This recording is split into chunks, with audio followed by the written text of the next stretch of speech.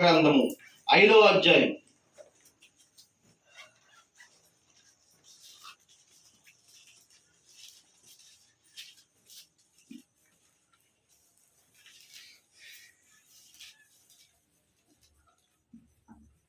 ప్రకటన గ్రంథము 5వ అధ్యాయము మొదటి వచనం నుంచి ప్రియులారా చదువుకుంటూ ముందుకెళ్దాం.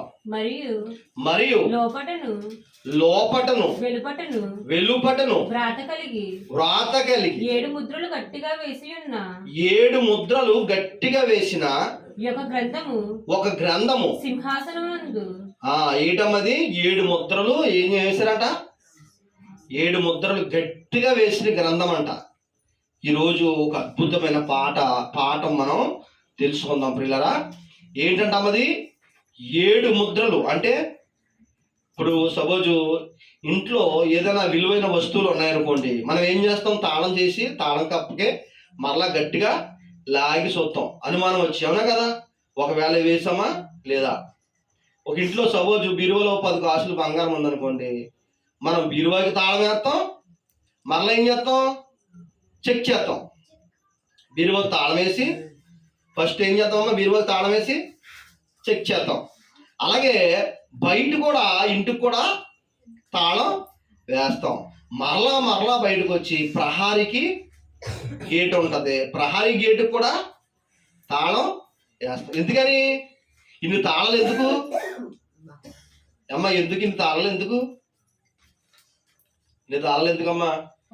ఎందుకంటే లోన బీరువలో విలువైన బంగారం ఉన్నది, విలువైన డబ్బు ఉన్నది. కాబట్టి ఇన్ని తాళం కప్పలు అవసరం, అవునా కదా? ఏమీ లేవనుకోండి పిల్లరా, ఏమీ లేవనుకో, మరీ పేదోడు అనుకో, వాళ్ళ ఇంటికి కొంతమంది ఇళ్ళకి తలుపులే ఉండవు. ఎందుకని తలుపులు ఎందుకు ఉండవు అంటే అంత నిరుపేద కుటుంబం, వాళ్ళ పెట్టులో ఏమీ ఉండవు. మా ఉంటే ఓ చీర, ఓ ప్యాంట్ షర్టు, అంతే కదమ్మా. చిన్న డైనింగ్ ఏంటి డ్రాయర్ బల్ల అంటారు కదా, అదో బల్ల ఉంటుంది, అంతేనా? మరి అలా కాకుండా 10 కాసులు బంగారం, 10 లక్షల బీరువాలో క్యాష్ ఉందనుకో, ఎన్ని తాళాలు ఉంటాయి? ఎంత చెక్ చేస్తుందండి మనం? ఆలోచించండి, మనసు పెట్టి ఆలోచించండి పిల్లరా. ఇక్కడ వాక్యం మనకి ఏం చెప్తుందంటే, వాక్యం అండి, మీకు మంచి మాట చెప్తాను. వాక్యం ఉండగా మనం చదువుతున్న వాక్యం బంగారాన్ని కొలిమిలో పెట్టి అలాగ కాలిస్తే దానికి ఉన్న మలినం అంతా పోయి స్పష్టంగా మళ్ళీ మంచి బంగారంగా మారుతుంది, అవునా కదా? బంగారానికి మన కాల్చే కొద్ది ఏమవుద్ది? తుప్పు అనేది వస్తూ ఉంటుంది, అవును కదా? కానీ ఒక 10 సార్లు కాల్చి బంగారాన్ని మరి శుభ్రం చేసిన తర్వాత ఎంత స్పష్టంగా ఉంటుందో బైబిల్ అండి, అంత స్పష్టమైందండి. అంత దీంట్లో మలినం అనేది లేదు అసలు. దేవుడు అంత పరిశుద్ధతో అంత పవిత్రంగా రాసిన గ్రంథం ఏదైనా ఉందంటే బైబిల్. దీనికి ఎన్ని ముద్రలు ఉన్నాయంట అమ్మా? చూడండి ఎంత బాగా ఉంచారు. మళ్ళీ మనసు దగ్గర పెట్టి మీరు చదువుతాం. ఇగో ఈ మాట సాధారణంగా ఎవరికో కానీ అర్థమవుదో చదివితే, ఈ వాక్యం ఎవరికో కానీ అర్థమవని వాక్యాలు నేను మీకు చెప్తున్నాను. మీరు ఏం చేయాలి? అప్పుడు మనసు పెట్టి వినాలి.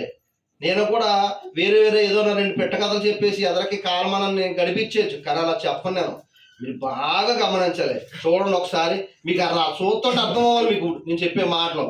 మరియు లోపట వెలుపటను వ్రాత కలిగిన 7 ముద్రలు గట్టిగా వేశారంట. దీనికి బాగా ఆలోచించండి. ఎన్ని ముద్రలమ్మా? 7 ముద్రలు అంటే 7 తాళం కప్పలు వేశారనుకోండి. లోన ఎంత విలువైంది లేకపోతే 7 తాళం కప్పలు వేస్తారు, అవునా కదా? ఇందాక నేను చెప్పినట్టుగా 10 కాసులు బంగారం ఇంట్లో ఉంటే బీరువాకో తాళం, బయట తలుపుకో తాళం, బయట ప్రహారీకో ఒక తాళం. అలాగా ఇదిగో బైబిల్ గ్రంథంలో రాయబడిన మాట. మరియు లోపటను వెలుపటను వ్రాత కలిగిన 7 ముద్రలు గట్టిగా వేసి ఉన్న ఒక గ్రంథమును సింహాసనమందు ఆసీనుడై ఉండు వాడు కుడి చేతి చూచి తిని కుడి చేతన చూచి తిని మరియు దాని ముద్రలు తీసి దాని ముద్రలు తీసి ఆ గ్రంథము విప్పుటకు యోగ్యుడైన వాడు ఎవడని బలిష్ఠుడైన ఒక దేవదూత బిగ్గరగా ప్రచురింపగా చూచి తిని. ఒక దేవదూత వచ్చిందంట, 7 తాళం కప్పలు కలిగిన ఒక ముద్ర కలిగిన ఒక గ్రంథాన్ని ఒక ఆయన చేతిలో చూశాడంట. దానికి విప్పుటకి అమ్మడకి బలం లేదంట, గట్టిగా అడుగుతున్నాడంట, ఈ గ్రంథాన్ని ఎవరన్నా ఇప్పి వాళ్ళు ఉన్నారా, ఈ గ్రంథాన్ని తెలిసే వాళ్ళు ఎవరన్నా ఉన్నారా అని గట్టిగా అరుస్తున్నాడంట పిల్లల. అయితే భూమి మీద గాని పరలోకమందు గాని భూమి మీద గాని భూమి కింద గాని ఆ గ్రంథము ఇప్పుటకైనను చూచుటకైనను ఎవరికి శక్తి లేదంట. ఎవరికి ఎక్కడ? పరలోకమందు లేదంట, భూమి యందు లేదంట, భూమి కింద కూడా.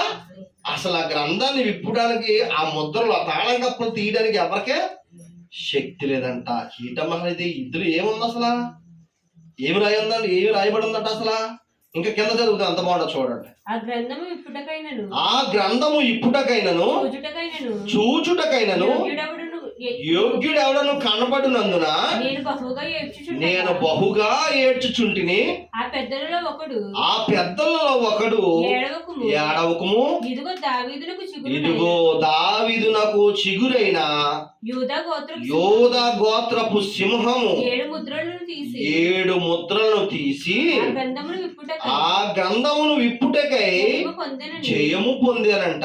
ఎవరనుకున్నారు ఈయన? ఎవరమ్మా?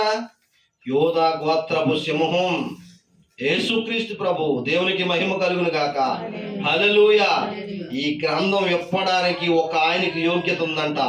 ఎవరైనా అంటే యేసుక్రీస్తు ప్రభు. ప్రియులారా, ఎవరమ్మా? యేసుక్రీస్తు ప్రభువారు.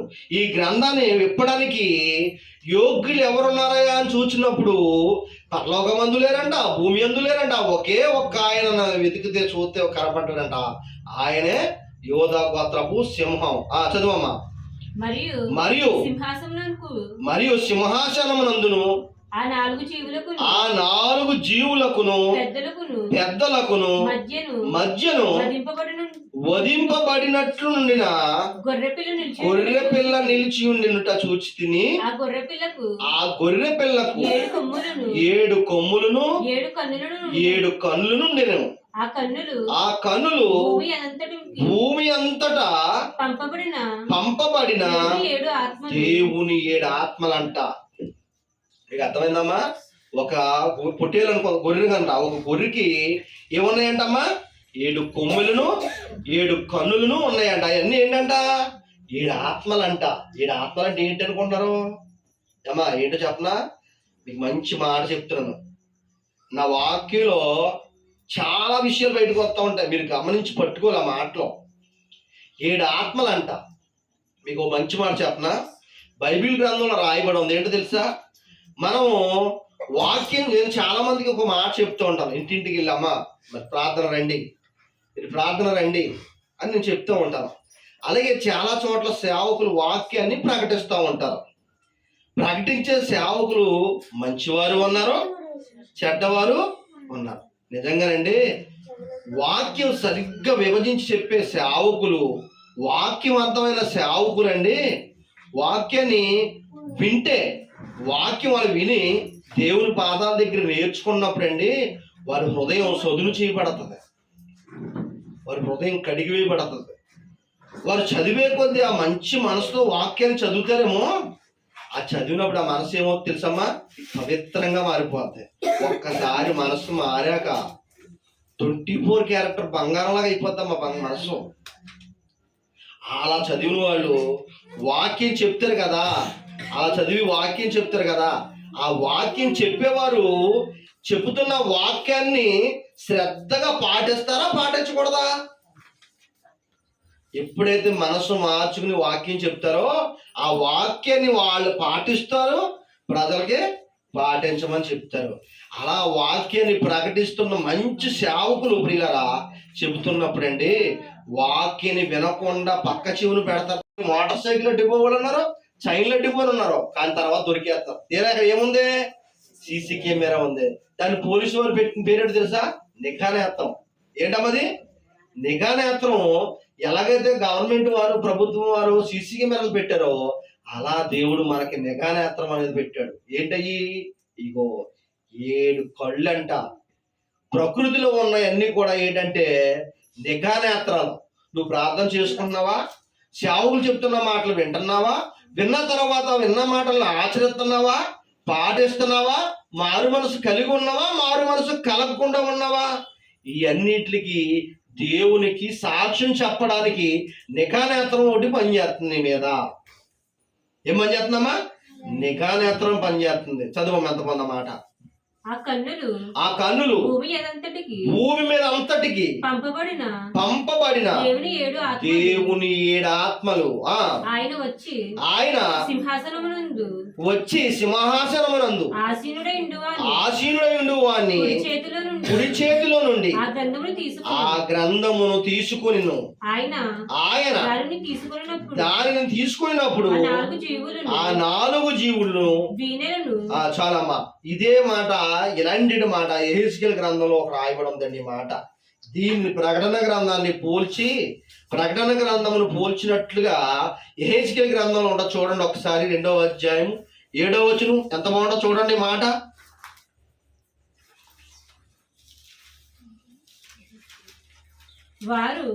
వారు తిరుగుబాటు చేయువారు కనుక వారు విన్నను వినకపోయినను నేను సెలవిచ్చిన మాటను నీవు వారికి తెలియజేయుము. నరపుత్రుడా, వారు తిరుగుబాటు చేసినట్లుగా నీవు చెయ్యక నేను నీతో చెప్పిన మాటను విని నోరు తెరిచి నేను ఇచ్చిన దానిని భుజించుము అనెను. నేను చూచుచుండగా గ్రంథమును పట్టుకుని ఒక చెయ్యి నా యొద్దకు చాపబడెను. ఆయన దాని నా ముందర విప్పగా అది లోపటను వెలుపటను రాయబడినదై ఉండెను. అందులో ఏముందంటే మహావిలాపం ఉందంట, మనోదుఖం ఉందంట. ఒక గ్రంథం, పాత నిబంధన గ్రంథంలో ఇక్కడ రాయబడి ఉంది ఏంటంటే, అది పైన రాయబడి ఉంది ఏంటంటే ప్రియులారా, పాత నిబంధన కాలంలో దేవుడు యెహెజ్కేలు గ్రంథంలో రాయబడిన మాట ఏంటంటే, ప్రజలు, ఇశ్రాయేలు ప్రజలు నా మాట వినటం లేదు కాబట్టి నేను చెబుతున్న వాక్కును వాళ్ళకు ప్రకటించు అని రాయబడి ఉంది. ఆ గ్రంథం ఆల్రెడీ విప్పిన గ్రంథం. అది నీకు అర్థమైందా? ఇక్కడ రాయబడిన గ్రంథం యెహెజ్కేలు గారు చదువుతున్నప్పుడు అది విప్పి యెహెజ్కేలు గారికి చదవమన్నారు అనమాట. అప్పుడు దాంట్లో ఏం రాయబడిందని చదివితే ఇక్కడ చూడండి, ఆయన దాని నామందు విప్పగా ఆయన దాన్ని నా ముందర విప్పగా అది లోపటను వెలుపటను రాయబడినదై ఉండెను. మహావిలాపమును మనోదుఖమును రోదమును అని అందులో రాయబడి ఉందంట. ఎందులో రాయబడిందమ్మా? యెహెజ్కేలు గారికి ఒక గ్రంథం ఇచ్చారంట, విప్పమని చదవమని. దాంట్లో ఏమని ఉందంటే, ఈ ప్రజలు నేను ఎన్నిసార్లు ప్రకటించిన నా మాట వినటం లేదు. ఏంటంట? మహారోదన. అందులో రాయబడిన మాటలు అది ఏంటమ్మా? మహారోదన అంట. రోదన అంటే పిల్లరా, మహావేదన అంటే బాధ, తట్టుకోలేనంత బాధ. ఎందుకు వస్తుందమ్మా ఇది? ఆనాడు ఇశ్రాయేలుకి దేవుడు మాట విననందుకు దేవుడు వారిని శిక్ష, ఎందుకంటే కరువు రప్పించాడు, వ్యాధులు రప్పించాడు, తెగులుతో బాధించాడు. ఎందుకు రప్పించాడు ఏంటంటే దేవుని మాట విననందుకు. ప్రియులారా, మీరు బాగా ఆలోచించాలి. దేవుని మాట విననందుకు అక్కడ రాయబడం చూడమ్మా, 3వ అధ్యాయము 3వ వచనం రాయబడి ఉంది. ఆ పుస్తకం అంట, అమ్మా ఇచ్చిన పుస్తకాన్ని నువ్వు భుజించు, నేను ఇచ్చిన పుస్తకాన్ని నువ్వు తినే అంటే తినేసిన పుస్తకం అంట. రుచి ఎలా ఉందంట? నోటికి తీయగా ఉందంట, తేనెలాగా ఉందంట, కానీ కడుపులోకి వెళ్తే చేదుగా ఉందంట. ఏంటి అంటే తినటం అంటే ప్రియులారా మాట చదవడం అన్నమాట. వాక్యాన్ని తినడం అంటే ఏంటమ్మా? చదవడం. ఏమి రాయబడి ఉంది పాత నిబంధన గ్రంథంలో? దేవుడు చెప్పిన, ఇశ్రాయేలుకి చెప్పిన మాట అంటే మహావేదన రోదన అంట. ఇక్కడ విప్పిన గ్రంథాన్ని చదివాడు యెహెజ్కేలు గ్రంథంలో. దేవుని మాట వినవ ప్రజలకి ఏంటంట? మహావేదన రోదన అంట ప్రియులారా. అలా బాధించబడగా ఈ రోజు ధర్మశాస్త్ర గ్రంథం ప్రియులారా అనేక మందికి మనందరికి అర్థమైంది. కానీ ఇశ్రాయేలుకే కాదు, ఇప్పుడు మనందరికి కూడా దేవుడు కొత్త నిబంధన గ్రంథాన్ని రాయించి ఇచ్చాడు. అదే కొత్త పాట. దీంట్లో పాత పాట అని రాయబడి ఉంటది. ఈ గ్రంథంలో, యెహెజ్కేలు గ్రంథంలో రాయబడి పాత పాట అని ఉంటది. కానీ ఇప్పుడు కొత్త పాట ఎవరు పాడతారంటే మనము. ఏంటి పాట అంటే నూతన పాట. అన్యజనులందరికీ కూడా ఇశ్రాయేలుతో సమాన వారసత్వం మనకు వచ్చింది. ఎందుకు వచ్చింది ఈ వారసత్వం అంటే, ఎవరైతే యేసుక్రీస్తు నామములో బాప్తిస్మం తీసుకుంటారో, ఎవరైతే యేసుక్రీస్తు నామములో మారు మనసు పొందుతారో, వీళ్ళందరూ కూడా ఇశ్రాయేలుతో సమాన వారసులుగా మారిపోయారు. ఇది కొత్త పాట అన్నమాట. మరి ఈ గ్రంథంలో, ప్రాత నిబంధన గ్రంథంలో అంత వేదన, అంత విలాపం ఎందుకు ఉంది అంటే దేవుని మాట విననందుకు. అమ్మా, దేవుని మాట విననందుకు దేవుడు అంత భయంకరమైన తెగుళ్ళు వాళ్ళకి ఇచ్చాడు. భయంకరమైన వేదనతో అంత వాళ్ళ బాధ పడుతూ కూడా దేవుణ్ణి తెలుసుకోలేకపోయారు. ఇశ్రాయేలు పూర్వం అంత బాధపడుతున్నా కానీ దేవుణ్ణి తెలుసుకోలేకపోయారు. ఇప్పుడు కొత్త నిబంధన గ్రంథంకి వచ్చేసరికి ఒక మంచి మాట రాయబడింది. అదే ప్రకటన గ్రంథం చూడండి, 5:9 చదువుతున్న మాట. ఆ పెద్దలు 9వ వచనం. ఆ పెద్దలు నీవు ఆ గ్రంథమును తీసుకొని దాని ముద్రలు విప్పుటకు యోగ్యుడవు నీవు వధింపబడిన వాడివై నీ రక్తమిచ్చి ప్రతి వంశములోను. ఎవరి రక్తం అంటే ఇది? అమ్మా, ఆనాడు ఇశ్రాయేల్ కాలం నుంచి ఇప్పటి వరకు అనేక మంది ప్రజలు దేవుని మాట వినకపోవడం వల్ల బాధించబడుతూ వచ్చారంట, క్రీస్తు కాలం వరకు కూడా. కానీ మరలా దేవుడికి మనసులో మరలా వీళ్ళని ఎంత బాధ పెట్టకూడదు అని చెప్పి తన కుమారుడు పంపించాడంట. దేనికి? వ్యాధి వచ్చింది. వ్యాధికి ఏం కావాలి? మందు కావాలి. ఆ మందు ఎవరంటే యేసుక్రీస్తు ప్రభువారు. ఆ బాధని అక్కడతో తుడిచివేయాలి. ఆ పాపం వల్ల వచ్చే మరణాన్ని అక్కడతో ఏం చేయాలమ్మా? తుడిచివేయాలంటే దానికి ఒక మందు కావాలి. ఆ మందే యేసుక్రీస్తు ప్రభువారు. మరి ఆ మందు మరి అందరూ తెచ్చుకోవాలా వద్దా? ప్రతి ఒక్కడూ కూడా వ్యాధి కలిగి ఉన్నాడంట. అరికాలు మొదలుకొని నడినెత్తు వరకు కూడా పుండు కలిగిన వాడు ఉన్నాడంట, వ్యాధి కలిగిన వాడంట. ఆ వ్యాధి ప్రియులరా మరణంగా మారిపోయింది. పాపం వల్ల వచ్చే జీతము మరణము. ఆ మరణం నుండి తప్పించుకోవాలంటే యేసుక్రీస్తు ప్రభు యొక్క రక్తమే మందు ప్రియులరా. చూడండి ఎంత బాగా రాయబడి ఉంది. చదవమ్మా.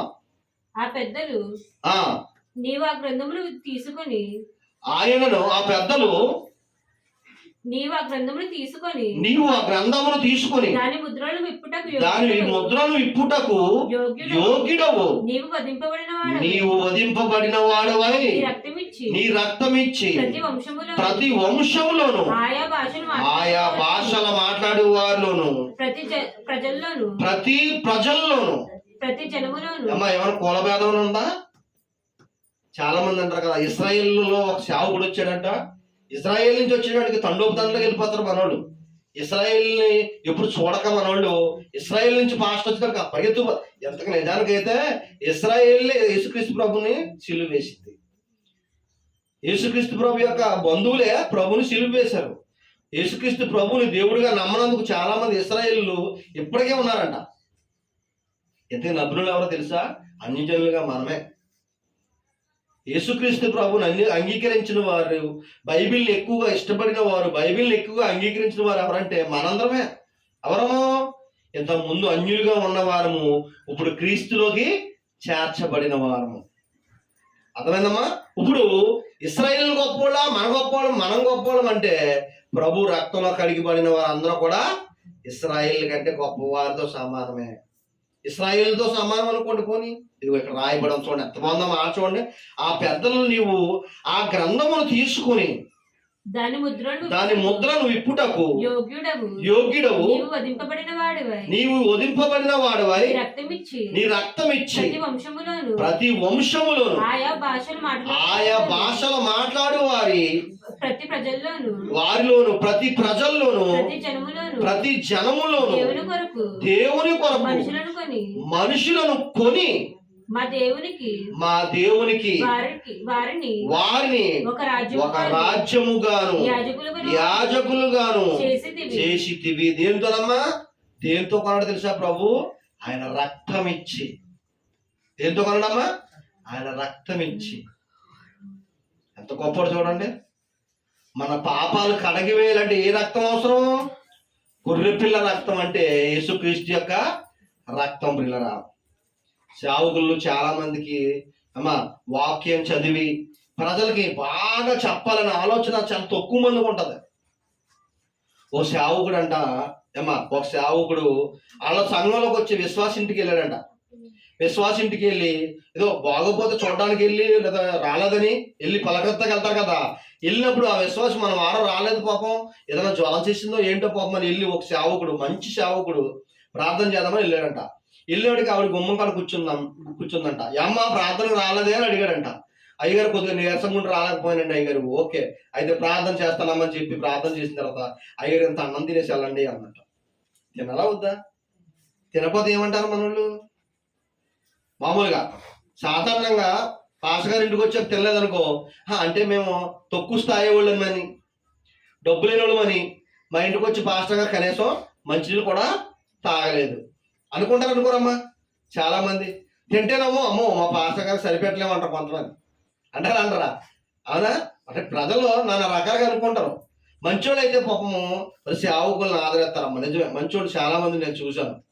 ఎక్కువగా అన్య కుటుంబంలో నేను చూశాను. ఎక్కువగా అన్య కుటుంబంలో చాలా ప్రేమ ఉంటుంది. సాధారణంగా యేసుక్రీస్తుని నమ్ముకున్న చాలా మంది, కానీ నమ్ముకున్న వాళ్ళు అయితే చాలా మంచిగా ఉంటారు, చాలా విశ్వాసంగా ఉంటారు. నేను చూశాను. నాకు చాలా మంది పరిచయం. ఈ సేవకుడు ఇంటికి వచ్చాడు. భోజనం చేయండి అయ్యారు అన్నారు. ఆవిడేమందమ్మా? భోజనం చేయండి అయ్యారు అన్నారు. మరి తినాలా వద్దా? ఆయన ఏమనుకున్నాడంటే తింటేనేమో తినకూడదు, తినపోతేనేమో ఈవిడ ఏమనుకుంటున్నాను అని నేను తక్కువ స్థాయి దాన్ని కాబట్టి, లేని దాన్ని కాబట్టి పాస్టర్ గారు మా ఇంటికి భోజనం చేద్దాం మొహమాటం పడుతున్నాడు. ఒకవేళ ఉన్నవాళ్ళు ఇంటికి తింటారు కదా అనుకుంటుందేమోనని, అమ్మ వద్దమ్మా అని అడిగి అయ్యగారు తినండి అని మొహమాటం పెట్టేస్తుందంట, బతులు ఆడేస్తుందంట. సర్లే అమ్మా ఎక్కువ వద్దు, ఒక్క ముద్ద పట్టురా. ఎందుకంటే ఆవిడ మనసులో ఆ దోష పోవాలని ఏం చెప్పాడంటే ఒక ముద్ద పట్టురా అమ్మ అనంట. గబగబా వెళ్ళి అన్నం పట్టుకు వచ్చేటడికి అమ్మా బాగా వినాలి నా మాట. అన్నం కలుపుకున్నాడు, కరెక్ట్గా నోట్లో పెట్టుకున్నాం దాడికి ఆయన ఇంట్లోంచి బయటకు వచ్చి అని ఎలా చూశాడంట. ఎక్కడ? ఆయన అన్నం తింటాడు కదా, ఆ కంచం పక్కన కాండ్రకి ఇచ్చి అని చూసి ఏదైనా పని చేసుకుని బతకొచ్చు కదా, ఈ పాస్టర్ బతికే బతకాలా అన్నాడంట. ఏం చేయాలమ్మా? ఓ సేవకుడు చెప్తుంటే ఈ మాట అని నాకు ఎంత బాధ వచ్చిందో ఆ మాట. ఆయన అప్పటికి పాపం తినకూడదు అనుకున్నాడు.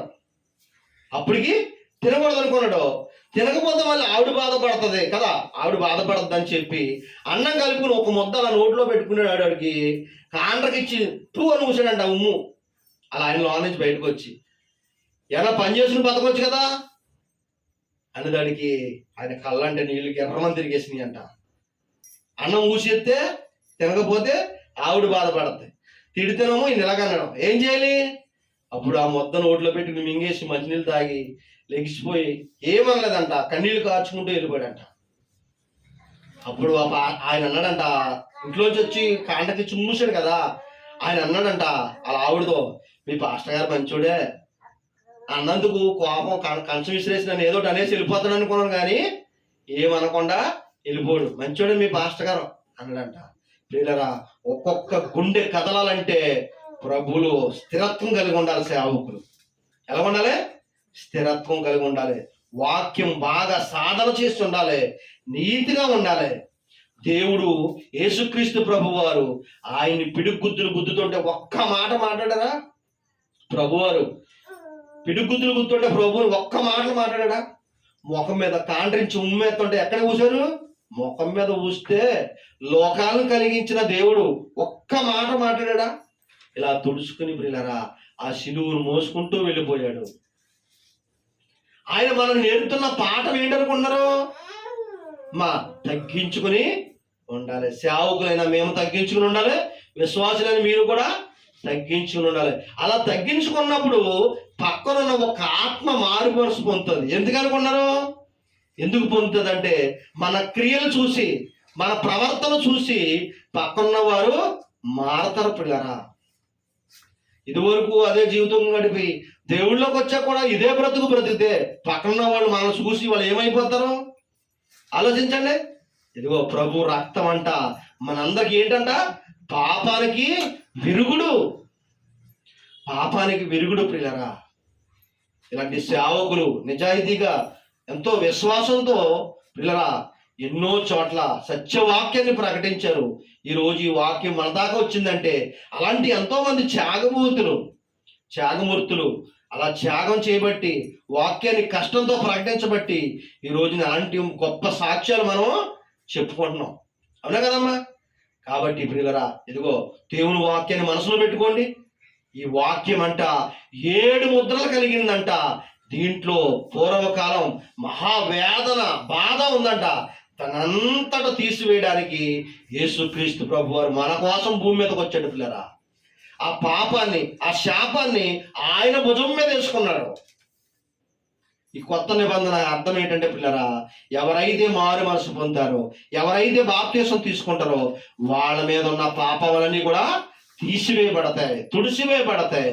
ఒక్కసారి మారు మనసు పొందితే పిల్లరా, ఏమండి, ఒక్కసారి మారు మనసు పొందితే నువ్వు జీవితంలో వెనక్కి తిరగకుండా ఉంటే ప్రభు నీకు పరలోకం ఇస్తాడు. చూడండి ఎంత బాగుందా మాట చదవమ్మా. గనుక 9వ వచనం కానీ చదువు. ఆ పెద్దలు నీవు ఆ గ్రంథమును తీసుకొని దాని ముద్రను విప్పుటకు యోగ్యుడవు. నీవు వధింపబడిన వాడవై నీ రక్తమిచ్చి ప్రతి వంశములోను ఆయా భాషలు మాట్లాడు వారిలోను ప్రతి ప్రజల్లోను ప్రతి జనములోను దేవుని కొరకు మనుషులను కొని మా దేవునికి వారిని ఒక రాజ్యముగాను యాజకులుగాను చేసితివి కనుక వారు భూలోకమందు ఏలుదురని కొత్త పాట పాడుదురు. కొత్త పాట పాడుదంటే మనమే పిల్లరా. ఇది కొత్త నిబంధన గ్రంథం, కొత్త పాట. ఎవరైతే క్రీస్తులోనికి బాప్తీసం తీసుకున్నారో, ఎవరైతే ఆయన రక్తంలో కడిగిబడి ఉన్నారో పిల్లరా, మరలా వెనక్కి చూడకూడదు. మన ముందు పరలోకం ఉంది. పరలోకం కోసం మనం పందెం. మన ముందు ఏముందమ్మా? పరలోకం ఉంది. పరలోకం కోసం మనం పోరాటం చేయాలి. ఒక్క ఆత్మను మన ద్వారా రక్షింపాలి. అలా రక్షించాలి. ఆ ఆత్మ రక్షించబడాలంటే మన ప్రవక్తను కలిగి, మంచి ప్రవక్తను కలిగి మనం ఉండాలి. ఎందుకంటే వాళ్ళందరూ మనల్ని చూసి ఫాలో అవుతూ ఉంటారు. ప్రార్థనకి వెళ్తున్న మనము భక్తిగా ఉంటే వాళ్ళు మనల్ని చూసి మారిపోతారు. మన ప్రార్థనకి వెళ్తున్న మనము ప్రార్థనకి వెళ్ళినప్పుడు అదే జీవితంలో ఉండి, ప్రార్థనకి వెళ్ళినప్పుడు అదే జీవితంలో ఉంటే వాళ్ళు ఏం మారుతారు చెప్పండి? అవునా కదమ్మా? కాబట్టి ఇప్పుడు మంచి ప్రవర్తన కలిగి మనం ఉందాం, మనం చూసి వాళ్ళు కూడా మారుతారు. పక్కన వాళ్ళకి వాక్యం చెప్పండి, దేవుని మందిరంలో తీసుకెళ్ళండి. ఒక్కొక్క ఆత్మని రక్షించండి పిల్లరా, ఒక్కొక్క ఆత్మను రక్షించండి. మన అకౌంట్లో పరలోక రాజ్యంలో దేవుడు మనకి ధనాన్ని ఇస్తాడు. ఒక ఆత్మను మనం రక్షించగలిగితే, వారు దేవుని మందిరంలోకి వచ్చి కట్టబడితే వారు భయంకరమైన పాతాళంలో నుంచి తప్పించుకున్నట్టే కదా, అగ్నిలో నుంచి ఒకరిని మనం లాగినట్టే కదా, ఒకరిని రక్షించినట్టే కదా పిల్లరా. కాబట్టి ఆలోచించండి, మనం మంచి ప్రవర్తన కలిగి మనం ఉందాం. యేసు ప్రభు వారు మనల్ని చూసి మన కోసం రక్తం చిందించారు. మన పాపాలని, మన శాపాలని ఆయన భుజం మీద వేసుకుని పిల్లరా, ఆయన శిలువ మీద మరణించాడు. ఆయన రక్తం మనకిచ్చాడు. ఆ రక్తమే పాపానికి విరుగుడు, మందు. ఆ మందుని అనేక మందికి పంచాలంటే మనం ఏం చేయాలి? దేవుని మందిరంలోకి వారిని రప్పించాలి. వాళ్ళ పాపాలు క్షమించబడాలంటే దేవుని మందిరంలోకి రావాలి, బాప్తీసం తీసుకోవాలి. కాబట్టి పిల్లరా, అందరూ కూడా మంచి మనసుతో ఉండండి. ఇదిగో ప్రార్థనలను అమ్మా అందరికి నేను చెప్పేది ఒకటే, కొత్త పిల్లలందరూ కూడా పాటలు మంచిగా నేర్చుకోండి. ఒక్కొక్కరు ఒక్కొక్క పాట పాడండి. రేపు పొద్దున ఎక్కడ మీటింగ్స్ పెడితే మీరే పాడాలి. మీరు ఇందాక పాటలు పాడుతుంటే నేను ఎంత ఆనందపడిపోను. నిజం, లోన్ అంత ఆనందపడిపోను. తాళవారి వీధిలో క్రిస్మస్ సందడి ఎంత బాగుందమ్మా. తాళవారి వీధిలో క్రిస్మస్ సందడి, నేను అంత ఆనందపడిపోను నిజంగా. వచ్చే సంవత్సరం ఇంకా బాగా చేద్దాం. ఇలాంటి మీటింగ్స్ ఎన్నో పెట్టేద్దాం, మన అందరం కలిసి చెయ్య కలుపుకుందాం. ఈ తాళవారి వీధిలో గొప్ప గొప్ప మీటింగ్స్ పెట్టేద్దాం. అలా పెట్టించాలండి మీరు అందరూ నాకు కలిసి రావాలి. అలా పెట్టించాలని మీరు అందరూ ఏం చేయాలి? కలిసి రావాలి. నేను ఒక్కనే పోరాడలేకపోతున్నాను. మీరు అందరూ కలిసి రావాలి. చెయ్యండి, చక్కగా మీటింగ్స్ పెట్టేద్దాం. మీతో పాటు ఇంకొకళ్ళన్నా తీసుకురండి. అగ్నిలో నుంచి ఒకరిని లాగినట్టు మన వారిని అగ్నిలో నుంచి తప్పించిన వాళ్ళం అవుతాం. కాబట్టి పిల్లరా, మంచి మనసుతో ఉండండి. కొత్త వారు పాటలు నేర్చుకోండి, పాటలు పాడండి, ప్రార్థనలు నేర్చుకోండి. దేవుడు మీకు అవకాశం అయితే మీరు కూడా ఏదో టక్మని సమయంలో ప్రార్థన చేయొచ్చు. ఇంకొకరికి పాట అవకాశం వస్తే టక్మని పాట పాడవచ్చు, అవునా కదా? కాబట్టి ఎల్లప్పుడు మీరు సిద్ధం కలిగి ఉండండి. ఇంటికి వెళ్ళిన తర్వాత కూడా ప్రార్థన చేసుకోండి, ఎక్కువగా ప్రార్థన చేసుకోండి, ఎక్కువగా పాటలు పాడుతూ ఉండండి. మీ మనసు దేవునికి ఇవ్వండి, దేవుని కోసం ఆలోచించండి. అమ్మా, దేని కోసం ఆలోచించారు? ఇంటికి వెళ్ళగా వాక్యం కోసము, దేవుని కోసం ఆలోచించండి. ఈ చిన్న వాక్యం దేవుడు దీవించును గాక. ఆమెను అందరికీ వందనాలు.